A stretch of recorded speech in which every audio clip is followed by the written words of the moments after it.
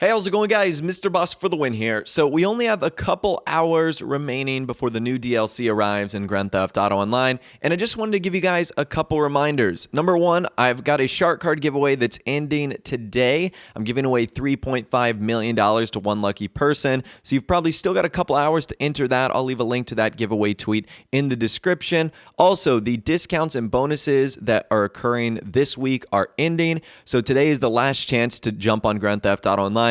Get the pink Jock Cranley jumpsuit. It's also the last day to take advantage of the stunt race bonuses that are going on as well. And it's also the last day to take advantage of the 25% off the executive offices, the double money NRP on the special vehicle works, and the 25% off the special vehicle works as well. And over the weekend, I've been getting a lot of questions saying, I've got money, I've got the discounts. Are any of the special vehicles worth it? So today what I'm going to be doing is talking you through the pros and the cons and giving you a little bit of buyer beware about each one of the special vehicles, because as you know, tomorrow we're getting special vehicle races, so that should ultimately be pretty cool. So number one, let me clear some things up for you guys. The only discounted price that's happening for these special vehicles is the SecuroServe price. Now, the only way to get that SecuroServe vehicle price is by doing the special vehicle work.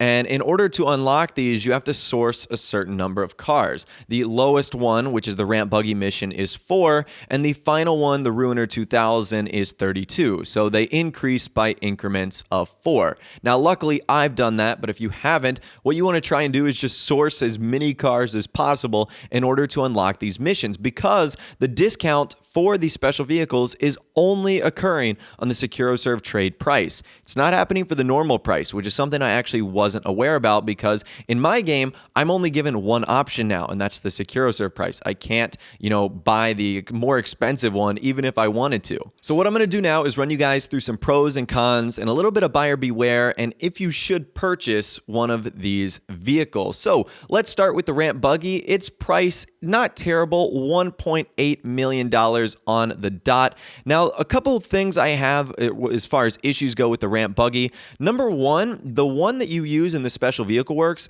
is cool. It has like a spoiler. I feel like that makes it look a whole lot better.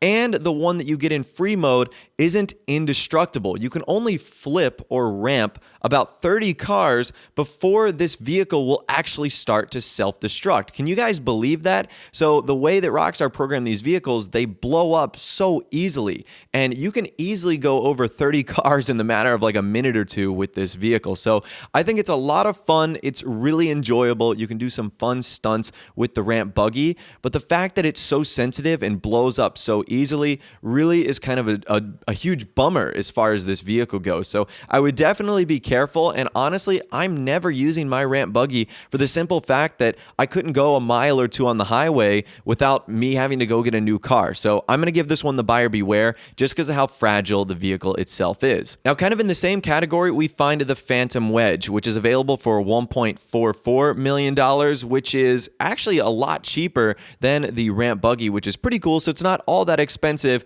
However, the Phantom Wedge kind of falls under the same category there. It can only run into about 30 to 40 vehicles before it starts smoking and then eventually blows up, and it'll ask you to exit the vehicle, which is a huge bummer. Now, the Phantom Wedge does have some nice perks to it. It is like a walking armory, meaning you can have people on the back that can fire RPGs and grenade launchers and, LMGs and assault rifles. So if you want to use it for more of like like I said, a walking armory, you could almost do that. You would just have to be very, very careful in order to avoid objects on the road, because the more you run into things, the more your vehicle is going to get destroyed. So I give this a little bit less of a buyer beware sticker than the ramp buggy for two reasons. Number one, it's cheaper, but also number two, because it can seat more people, that's a plus, and you can also fire weapons from it more efficiently as well. But it's still going to be getting my buyer beware sticker. Now, one that is actually not, and right now I think is pretty cool, is the Technical Aqua. So this vehicle has a special place in my heart because of how it was portrayed on Top Gear,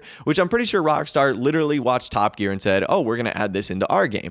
Now, at the price it is right now, $840,000, it's actually cheaper than the regular Technical. So by buying the Technical Aqua now, you get the same car, but you also get a amphibious version of it as well, one that can go on land and sea. The only thing you're going to have to watch out for are those barrels attached to the side. That is one of the negatives I have about this is it is slightly harder to turn around things because you have to kind of watch where those barrels are. Many times I'll hit them on signs or poles or whatnot. Now, I don't really have a whole lot of complaints about this vehicle. It's still the technical. If you don't like the technical, you're not going to like this vehicle, but it's still pretty cool. Can seat 3 people. And as far as land to sea vehicles go, as the one that can hold the most people and is probably the most deadly as well. So I would recommend the technical Aqua only if you don't already own the technical and if you're looking for a vehicle that can go on land and sea. Let's move on to the armored boxville next. Its price is $1.65 million with the discount. Now, I am going to give this probably the biggest buyer beware sticker of them all. It might be tied with another vehicle we get to later on. The armored boxville, in my opinion, has so many things wrong with it. Number one, it's not armored at all. One RPG shot and this vehicle is completely toast.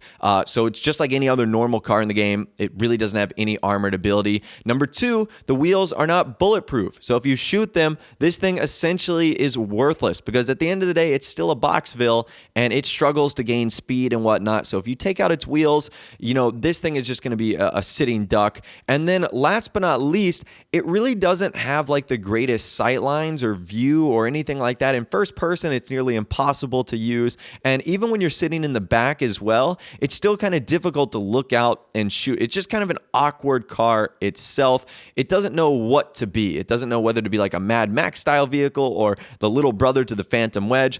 All I know is the armored boxville looks awesome. It is so cool, but there's so many drawbacks to it that I give it really my ultimate buyer beware sticker. And I guess kind of taking home award 1B as far as buyer beware goes, you've got the Wastelander. Even though it's the cheapest at $371,000, the Wastelander really doesn't do anything for me. Basically, this thing just flips over any car. Like, it's high enough off the ground where it'll go over cars, but it's light enough where it won't be able to like drive over them. It'll flip and tumble. The only thing this is really great for is like going through streams and creeks and rivers. That's about it, is because it's how high off the ground. You can't utilize the function on the back, which is so cool. This vehicle would 100% be worth it if you could like attach a vehicle on the back and then transport it to another location. I mean, think just how great that would be for the import-export missions if you could use something like that with the Wastelander, but unfortunately that is not the case, so it is going to get the buyer beware sticker as well. Now, let's move on to the vehicles I've saved for last. The Blazer Aqua, the Ruiner 2000, and the Rocket Voltic. Now, I'm going to say, just based off of the DLC we're getting tomorrow, that you are going to want these vehicles. Now, it hasn't been confirmed whether or not we're going to be able to use these vehicles in the special vehicle races, at least the customized versions, but I would have to say that that's going to be the case. So if you want a customized, upgraded version for the stunt races tomorrow, and you can customize all 3 of those vehicles, I would suggest you get them. However, with that aside, let's start with the Blazer Aqua. It's under $1 million, which is pretty cheap. It's the speediest land to sea vehicle that you're going to want to get. The guns don't really do all that much for me, and it's only a 1-seater, but as far as speed goes, the Blazer Aqua is definitely going to be the one you want, and like I said, it's coming out in the DLC tomorrow. Ruiner 2000 is up next. In the hands of an expert, this is one of the most lethal vehicles with the missiles, as well as the jumping and the parachuting, and it's only $3.2 million, which if you think of its original price, $5.7 million, that's over $2.5 million difference right there. So you actually are saving a ton of money on the Ruiner 2000 this week. And then you've got the Rocket Voltic, which its price is $2.1 million. You might think to yourself, oh, that's expensive. There are supercars that don't have rockets on the back of them that are more than $2.5 million. So this is actually a pretty good deal here. Even though the Coil Voltic isn't one of the most expensive supercars, it is a supercar and you're getting a rocket on the back. However, like I said, all 3 of those vehicles are going to be used in the update tomorrow. And there's a good chance that we're going to be able to use our personal vehicles in them. So you're definitely going to want to have, at least at a minimum, these 3 vehicles. Now, I'm not sure if in the future Rockstar is going to be adding vehicles like the ramp buggy or the technical Aqua into the stunt races, but for now and for today, it's just most important that you focus on the Rocket Voltic, Ruiner 2000, and Blazer Aqua. And I also want to give you guys some warnings and issues, but pros and cons as well, about some of the other vehicles that I've experienced with as well. But anyways, hopefully this video was helpful to you. Hopefully it gave you give you a pretty good idea of which vehicles you want to stick away from or purchase in the last couple remaining hours of this discount. I don't know if Rockstar is ever going to discount these vehicles again, so this is definitely something that you might want to take advantage of here, especially given the circumstances of the upcoming DLC. But as always, that's all the information I've got for you guys in this video today. Hopefully you did enjoy. If you did, be sure to leave a like rating on the video. That would be awesome. And subscribe to my YouTube channel if you are new. If you like daily GTA 5 videos like this and all the crazy DLC content that we're going to be covering tomorrow here on my channel. With all the way, guys, like I said, thanks so much for watching. Take care, and I'll see you guys in the next video.